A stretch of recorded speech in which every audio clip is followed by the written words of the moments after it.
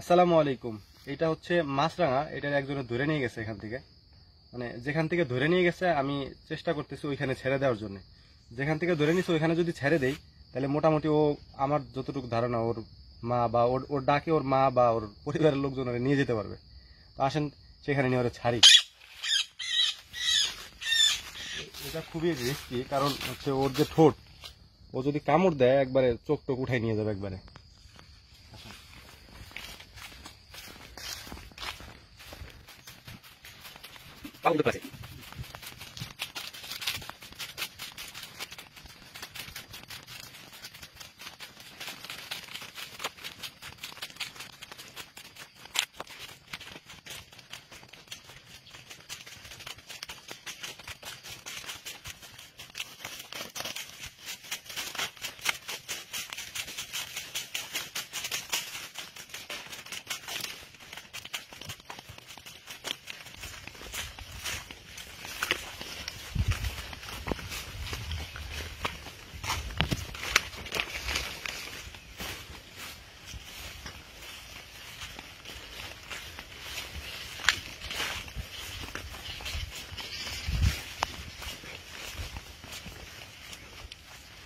এইখান থেকে মূলত ওরে ধরে নিছে, মানে এটা সম্ভবত বাচ্চা, এটার বয়স বেশি না।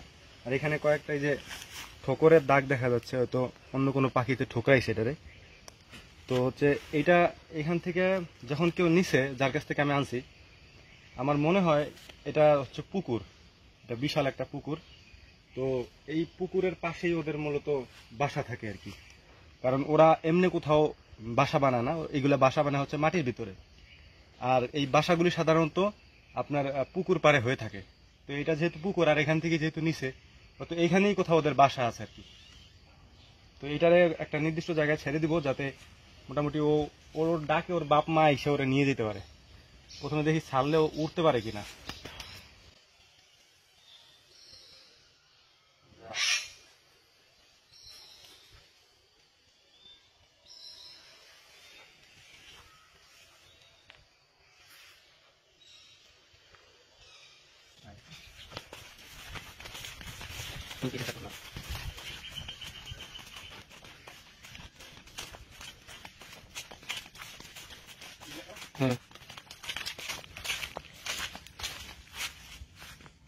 যাই হোক, ও উইরা চলে আসছে। সব থেকে মানে মজার বিষয় হচ্ছে যে ও উঠতে পারে। আমার ধারণা ছিল যে সম্ভবত উঠতে পারে না, কিন্তু আমি ছাড়ার পরে দেখলাম যে উঠতে পারে। যেহেতু উঠতে পারে, অত কোনো সমস্যা নেই, ঠুকরায় খাইতেও পারবে। এখন যদি ওর বাপ মারে খুঁজে নাও পায়, তাও মোটামুটি ও বাইরে যেতে পারবে ইনশাআল্লাহ। তো যাই হোক, এটা হচ্ছে ব্যাপার। আর সবার কাছে অনুরোধ থাকবে যে এসব বন্য প্রাণী কেউ ধরে বাড়িতে নেবেন না। এগুলি বন্য প্রাণী। অতএব আমাদের দেশে এমনিতেই বন্য প্রাণীর সংকট, মানে দিন দিন তো পশু পাখি কমে যাচ্ছে একবারে বন জঙ্গল থেকে। তো অনুরোধ থাকবে কেউ এসব বন্য প্রাণী ধরে পোষার জন্য নিবেন না, কারণ এগুলি বন্য প্রাণী, এগুলি বনেতেই সুন্দর। আপনারা এগুলি বাড়ি নিবেন না।